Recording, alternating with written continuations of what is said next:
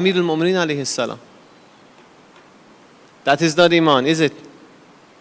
Practice is important. Amal is important. Apparently, to these two hadiths that I said are similar. So 3 steps. Iman, ma'rifatun bil qalb, knowing with your heart, saying that knowing with your tongue, and amal, acting according to what you said and what you know. We have the same hadith from Imam al-Rida alayhi salam.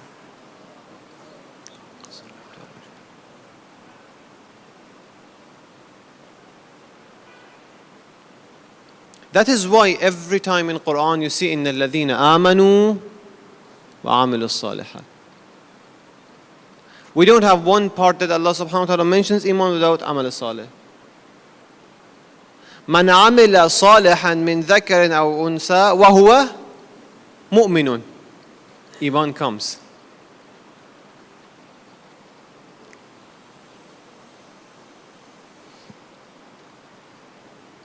So, the conclusion is what? Iman is, first I have to understand what is truth, what is right path, then admit it, then act accordingly. There is a different states of surrender, because Islam means surrender. There is a different state of surrender then, with this definition, between the one who says just shahada and the one who practices shahada. There is a difference between someone who says I'm listening to you and someone who actually, the one word makes entirely different. He just says I'm listening, the other one actually listens, and the action is in the word.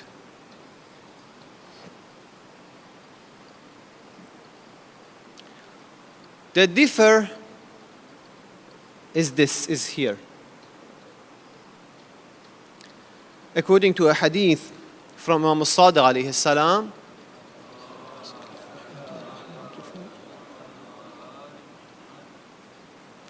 Islam is a state before Iman. Based on Islam, you can do inheritance.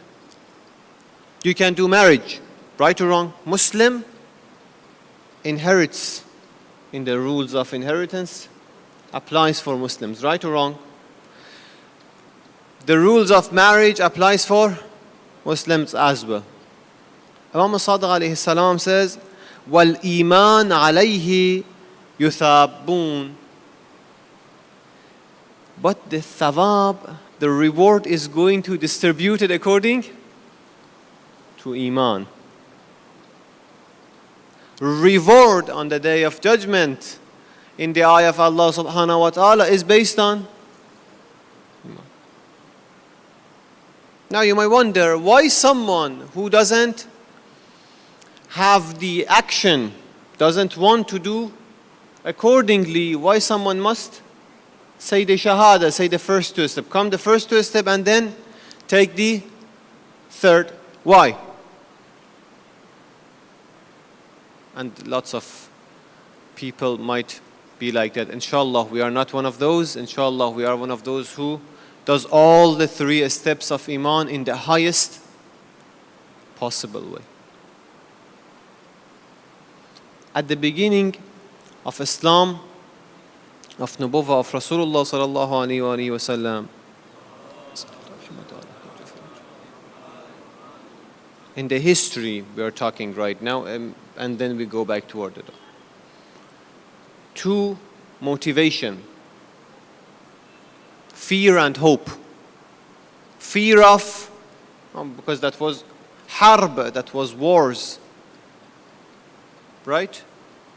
So fear of getting killed by the hand of Muslims was a good motivation to apparently convert to Islam, say the word. Example is what? Example could be the killer of Hamza, Sayyid al-Shuhada. Wahshi. His name was Wahshi. He apparently just says Shahada so they don't kill him. Hope, because Islam was growing. So someone with greed had a hope of gaining position, wealth, fame by joining this new religion, this new movement. I will have a position, I might get some wealth, some fame, something. This is hope and fear. This is why the hypocrisy and nifaq enters. If you see in the Makki surahs, Allah subhanahu wa ta'ala not much discussed the idea of hypocrisy. Why? Because that wasn't the threat then. The Islam wasn't that strong in Mecca. Prophet moved to Medina, established a government, had gained authority, power. So this hope and fear thing increase among people. Hypocrisy enters here. And hypocrites, they don't believe what they say. So if we want to pay attention, the munafiq doesn't have the first step. Even though he practiced the second and a munafiq says the shahada, doesn't he? A munafiq participates in salat, doesn't he? Does a hypocrite fast or not? What is the problem then? يقولون بأفواههم ما ليس في قلوبهم. They say with their tongue something that is not in their heart. The first step is the problem. Just mentioning one hadith and continuing. So, the difference between Islam and Iman is clear, right? These two titles has two rivals as well. What is the opposite of Islam? Kufr. Whoever is not Muslim is not kafir. Maybe. Whoever rejects it is better. Whoever rejects Islam is kafir. The opposite of Islam is kufr.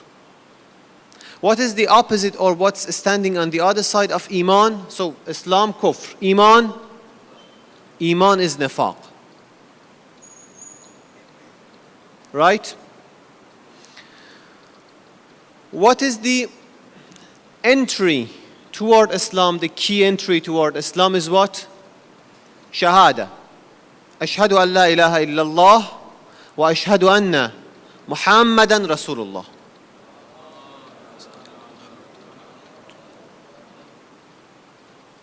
Right? According to some ahadith, Iman has a third key as well. Ashhadu anna Amir al-Mu'minin Aliyan Waliyullah. Why? We have in different ahadith from Prophet that said Hubba Aliyan Iman wa bughduhu. We have even one hadith in Nahjul Balagha, Imam Ali alayhi salam is saying, if I break the nose of a mu'min, بسيفي هذا, with this sword in my hand, على أن, to force him to do what? To hate me, to dislike me. He won't. And if I give وَلَوْ سَبَبْتُ الدُّنْيَا بِجَمَّاتِهَا, if I give the entire world with all of the beauty, wealth, provisions in it, to whom? To a munafiq. To do what? على أن يحبني. To like me. ما يحب. Munafiq won't like me. Why? Then Imam says, because it is what Prophet said. أنه قال يا علي لا يبغضك مؤمن. It is impossible that a mu'min dislikes you. ولا يحبك. And it is impossible for a hypocrite to. So one of the signs of Iman is hub, but hub of a certain individual. Imam alayhi salam says, oh Allah, increase my Iman to the highest level, akmal al-Iman. So it shows that Iman has different levels. We have in a hadith from Imam Sadiq alayhi salam that the Iman of Salman was in the highest level, level 10. Imam alayhi salam says, Iman like a sullam. Sullam means ladder. You climb from every step of a ladder. You cannot jump. And we have in another hadith, don't expect someone in the first step to act like someone in the fifth, 3. No, it doesn't happen.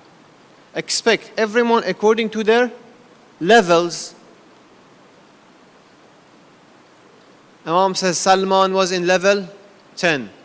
Abazar, for example, 9. Miqdad, 8. We have in another hadith, if Miqdad or someone in the lower level sees what Salman does, they would lose their faith. So it is important. Different levels of Iman.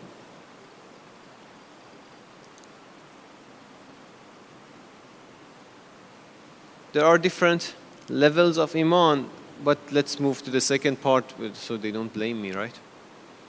وَاجْعَلْ يَقِينِي. Okay, let's look at the rest of this phrase. If you have Sahifa with you, it is good to look. So Imam first talks about Iman. Then talks about Yaqeen. وَاجْعَلْ يَقِينِي أَفْضَلَ الْيَقِينِ. وَانْتَهِ بِالنِّيَّةِ. Then talks about intention, niyyah. And the last, وَبِعَمَلِ, talks about amal. We said Iman is 3 things. Intention, heart, intention, saying, and amal. The rest of this is explanatory for the Iman. وَاجْعَلْ يَقِينِي. Oh Allah, make my yaqeen, make my trust, make my knowledge the highest place.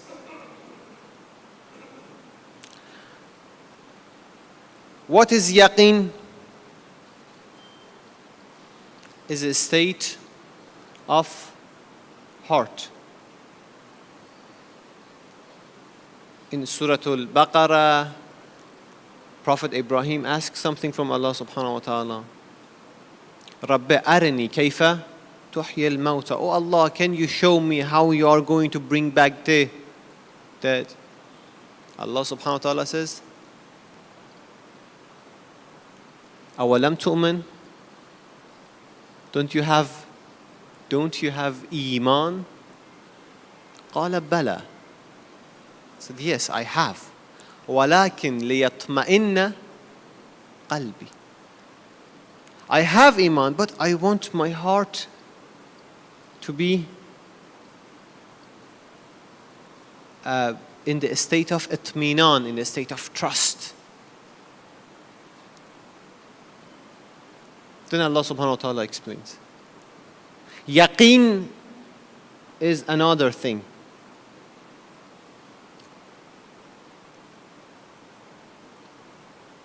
So Imam alayhi salam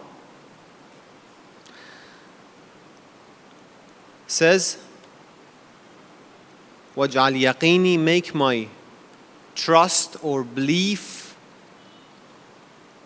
أفضل اليقين, the highest trust in you.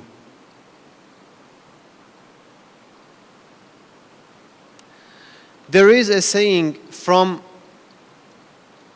Abu al-Hasan alayhi salam, وَمَا قَسَمَ فِي النَّاسِ شَيْءٌ أَقَلْ مِنَ الْيَقِينِ. nothing distributed less among people from yaqeen. One of those few things that few people have is yaqeen. We ask Allah subhanahu wa ta'ala to give us yaqeen in the highest place. Then Imam alayhi salam asks what? وَانْتَهِ بِنِيَّتِي إِلَى أَحْسَنٍ نِيَّاتٍ. Intention. Intention is very important. And by different things, in every part of this verse, Imam alayhi salam wants the highest level of this. Highest level of iman. Highest level of yaqeen. Highest level of niyyah, intention. Highest level of a'mal. So it shows all of these things have different levels. Just giving an example of different levels in niyyah, in intention. We have a false and flawed and broken niyyah, which is we call show off, riya. A good niyyah is a niyyah that is done for something that we do it for Allah's sake. So if I do something, if I come here and speak to you for my sake, that is completely wrong. That is show off. That is completely mistake. So none of it will be accepted. I have in a hadith, Allah subhanahu wa ta'ala says, I'm a very good partner. Whoever partners someone with me in his intention, I'm going to let go of my share. I will give all of my share to the second party. So nothing will be in my hand in the presence of Allah subhanahu wa ta'ala, which is called habtul amal. It's gone. So this is the completely wrong intention, right? Do we have a semi-right intention or not? Do we have a great intention or not?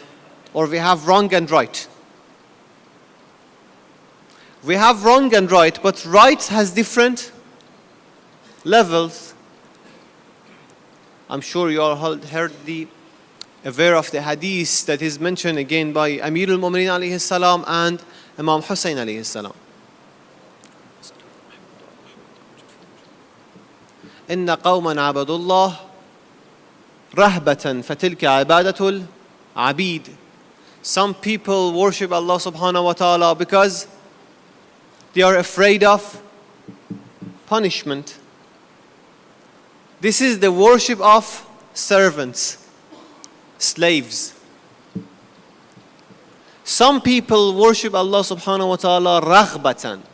Raghbatan means out of hope, love. They desire what? Not they desire of normal thing, no. They desire the divine Jannah, reward. This is the ibadah of the worship of businessmen. Tujjar. They are doing tijara. I'm giving you this, you give me the reward. Third group, Abadullah shawqan or shukran or ahlan lil ibadah. Different terms are all the same. They do out of thanks. They do out of because they consider Allah subhanahu wa ta'ala worthy of ibadah. Ahlan lil ibadah means I found you worthy of this worship. That is why in Dua Kumail, Imam alayhi salam says, even if you put me in fire, I'm not going to give up on you. No. I'm just going to keep calling you. So this, the third ibadah out of thanks. A person who worships, a person like Amirul Mu'mineen who worships Allah subhanahu wa ta'ala out of وَجَدْتُكَ أَهْلًا لِلْعِبَادَةِ. His intention is definitely different than my intention that I worship Allah subhanahu wa ta'ala because I don't want to get the punishment. That intention is different or not? Definitely is different.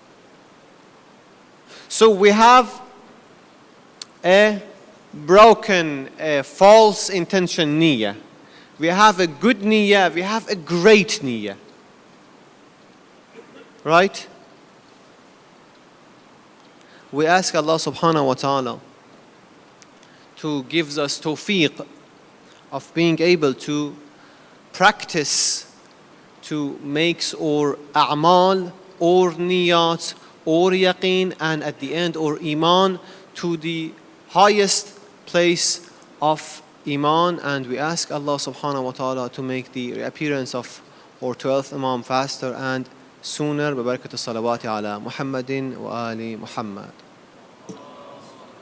صلي على